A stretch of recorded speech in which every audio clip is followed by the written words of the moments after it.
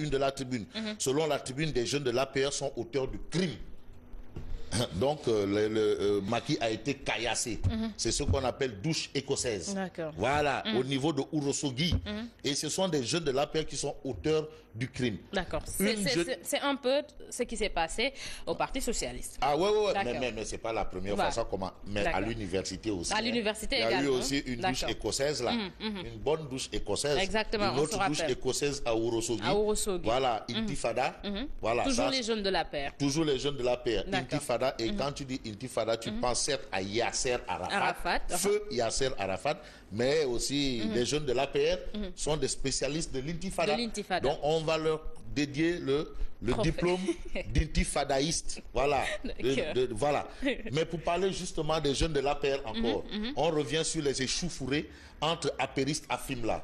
Et là, c'est Marem Babou qui a été arrêté finalement. Ah oui, Marem Babou a été arrêté. Ça encore, c'est les jeunes de l'APR. De l'APR. Voilà. APR, les jeunes de l'APR. En tout cas, ce sont des informations à lire à la une de la tribune. L'As quotidien à sa une. Alors, l'As quotidien nous livre les propos du chef de l'État à ses détracteurs. Tu sais, Macky, il doit parler. Il parle à ses détracteurs. On lui dit, mais oui, c'est quoi ces histoires avion, FTI, le monde rural demain, tournée économique par-ci, par-là, patati patata, ngapati ngololi. Bref, le chef de l'État a ses détracteurs. Je ne suis pas un président qui se case au palais. Macky dit, lui, il n'est pas là à rester un homme de palais, terrain, il veut à dire. manger, à boire, à dire, bon, je suis président. Non, lui, il mouille le maillot. Il mouille et le maillot, et le short, et les bas, et les prothèses tibia. Il est sur le terrain. Voilà, lui, il est sur le terrain, et madame l'attend là-bas au palais pour faire du damp. Bref, je ne suis pas un président qui se cache au palais. Voilà ce que révèle l'As quotidien ce matin. À la une de Sud Quotidien. Alors, Sud Quotidien parle de campagne électorale anticipée aux législatives. Macky double l'opposition parce que lui, il ne va pas rester au palais. Vraiment. Au palais, il y a quelqu'un qui est là-bas pour gérer. Bon, pour organiser. De l'autre côté, l'opposition, en tout cas, est en train de se battre pour une justice équitable. Et reste à Dakar. Voilà, et reste à Dakar. Reste à Dakar. En ce moment, Macky est sur le terrain. C'est comme ce qui s'est passé en 2012. Très bonne analyse, voilà, madame. en 2012. Très bonne analyse. Au moment où l'opposition se battait quand même pour le départ de Wade, Macky était déjà sur le terrain. À la place de l'obélisque. À la place de l'indépendance. De l'indépendance, lui, il était sur le terrain. Bon, Macky électoral anticipé aux législatives, Macky double l'opposition. Il double encore l'opposition. Encore une fois de plus. C'est ça. Enquête quotidien à ça. Enquête quotidien titre suite à l'incarcération de Khalifa Sall. On en parle. Le spectre de la révocation. Ah, ça sent le spectre de la révocation. En tout cas, sur ce point, il s'agit des garde-fous de la loi. Amadou Adi Cissé, qui est député maire de Kédougou et qui a soutenu dans l'enquête, Khalifa ne peut être révoqué que s'il est condamné à 6 mois. Donc, s'il est condamné à 3 mois, ça tient. Mais à 6 mois, révoqué. Interview de Abdoulaziz Mbaye, qui était ancien ministre sous Macky Sall, dans le premier gouvernement de Macky Sall. C'est Abdoulaziz Mbaye de la culture. De la culture. Ancien ministre de la culture. Tu sais, il est ministre conseiller. Alors, Abdoulaziz Mbaye parle de ces policiers n'affaires. D'accord. Politicien n'affaires. D'accord. Tu sais, lui-même, il est politicien. Bon, c'est sûr qu'il n'en fait pas partie. C'est sûr. C'est sûr. Voilà. Le quotidien. La critique est aisée, mais l'art est difficile. Très difficile. Léopold Sédar Senghor. D'accord. Le quotidien. Le quotidien parle de législative. Alliance entre Manko et Khalifa à Dakar. Une liste de questions. Déjà, dans les colonnes du journal, on retient clairement que c'est une alliance impossible. C'est pas possible. Bon, Macky répond aux critiques. Jusqu'à la fin de mon mandat, je ferai des tournées. C'est ce que déclare Macky Sall. Tu sais, Macky Sall a un contrat à durée déterminée, renouvelable une fois. Voilà, avec le peuple sénégalais. Un CDD. Il n'a pas un CDI. Un CDD. Nous sommes ses patrons. Même le dernier à avoir un CDI, il est tombé en Gambie là-bas. Il a un CDD. D'accord. Voilà. D'accord. L'Observateur. Alors, l'Observateur, l'Obs, nous livre une interview avec le maire de Guédiawaye. Je dirais même le plénipotentiaire maire de Guédiawaye. Aliou Sall crache du feu. Donc, c'est un dragon. Voilà. S'il crachait au moins du venin, on l'aurait considéré pour un serpent. Voilà. Crache du feu, c'est ce que révèle l'Observateur, l'Obs. Selon Aliou Sall, un assassin comme Barthélemy devait être condamné à une peine beaucoup plus lourde.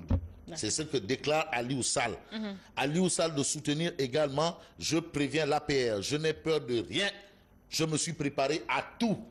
Aliou Sall, qui dans les colonnes de l'Observateur l'Obs dit à ceux qui crient à U et à Dia que lui, il n'a pas le droit d'être candidat pour les législatives.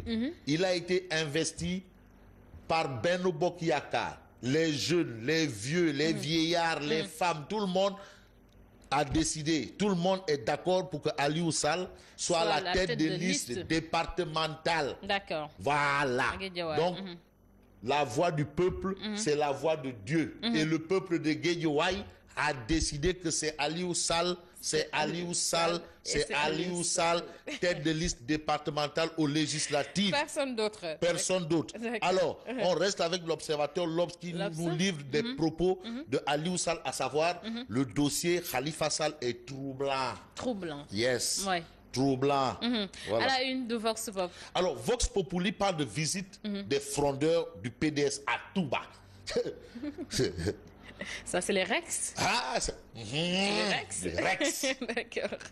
Non, c'est-à-dire quand tu dis Rex, on pense à une chose. Mais quand tu dis Alfred, maintenant les gens du PDS savent qui c'est. D'accord. Tu sais, ils avaient des noms de code. Même Macky avait un nom de code du temps de l'opposition.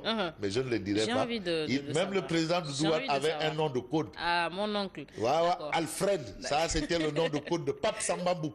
Alfred. Tu avais des Chinko. Bon, visite des frondeurs au PDS à Touba. Pape Sambambou brûle Karim Wade. Brûle. Alors, en tout cas, en toute lucidité, en tout cas, si on voit bien, Pape Sambambou semble être ivre. Ivre de colère. En tout cas, et c'est en toute lucidité. Que Pape Sambambou, dans le populaire, dans Vox Pop, déclare Karim n'est pas du PDS, il n'a jamais acheté la carte du parti. Mais là, tu donges, Anatei. C'est ça la politique, hein? C'est ça la politique. Alors, très compliqué. Parlons sport avec Sunulam. Sunulam parle de volonté d'affronter Gris et Balla Gaye 2. Tafa Gueye en phase avec Boy Niang. Donc Boy Niang a le droit, d'affronter Gris ou d'affronter Balla Gaye 2 selon le deuxième tigre de face. Voilà. Le premier tigre de face, c'est Mbaye Gueye, son grand frère. Le deuxième tigre de face... C'est rouge bordeaux ou... Non, ça c'est le troisième. Giri. Giri, c'est le troisième, gris de face. Tafa Gueye en phase avec Boy Niang. Ça, c'est ce que rêvait bien entendu Sunulam. Et puis, Assane Ndiaye répond à l'écurie face. L'ultimatum ne me concerne pas. Voilà. Lui, les histoires d'ultimatum, il n'est pas dedans. Lui, c'est un baol. Les ultimatums, ça marche pas. D'accord. Alors, on parle foot avec Stade Quotidien. Mais payer Koto, CAN U20, Sénégal, Guinée 1-0. Mais appréciez le bon travail de Malick Gadiaga. Live, vraiment, il fait Malick du très Gadiaga, bon boulot. live, très intelligent. C'est très joli. Non, c'est un boy Medina. C'est un boy Medina, vraiment. Comme Sekendanan. Il y met du sien et c'est très important pour nous. Voilà, merci beaucoup, Sekendanan Malick. avec son chef Mos Doli. Sunyundanan, le ministre de l'Agriculture. Papa Blaye Seck. Bref, CAN U20, Sénégal, Guinée 1-0. Les juniors encore en finale. Donc, la première année, ils étaient en finale. C'était à Dakar. Et là, ils sont encore en finale. Ça veut dire quoi? Koto qui a longtemps aussi fait des résultats. Oui, c'est ça. Donc, je me joins au président Doudou, à notre président d'honneur, et à Awanya, chargé des Nyartou et des banques Laurent. Payer Koto. Il faut payer Joseph Koto, Boutchou. D'accord. Alors, c'est ça, notre ami Boutchou. Bon, on termine avec le LAM. D'accord, on est avec le sport de Lamine. Il s'agit du combat de deux Baïfal. Tu sais, ce sont les deux partenaires de Mélodie Divine. D'accord. C'est pour ça qu'il s'est vraiment... Deux Baïfal. Il insiste pour qu'on ait quand même tout le sport. D'accord. En tout cas, Zarko, Grand Yoff Mbolo, comment il s'appelle l'autre? Il s'agit de Zarko Et il s'agit de Modou Anta. Modou Anta, d'accord. Modou Anta. D'accord. Voilà, de Thiès. Modou Anta et Zarko. Modou Anta, il est de Thiès. Il est de Thiès. Ben de Kenyarigar, Juromi Tolof ak Fouki Benkenyenki. D'accord. La victoire au plus rapide. Au plus rapide. Voilà, vite fait, bien fait. D'accord. Voilà, c'est ce que je vais mettre au sport. Merci. On se retrouve lundi, Inch'Allah. Très bon week-end à Fabrice Nguema. Très bon week-end également à vous. Merci à toute l'équipe qui nous a accompagnés cette semaine. Lamine Naïm, Diarietou, Malik Gadjaga, le chauffeur et tout le monde. Alors, Malik Gadjaga, merci à vous toujours. On revient tout de suite, c'est pour le journal.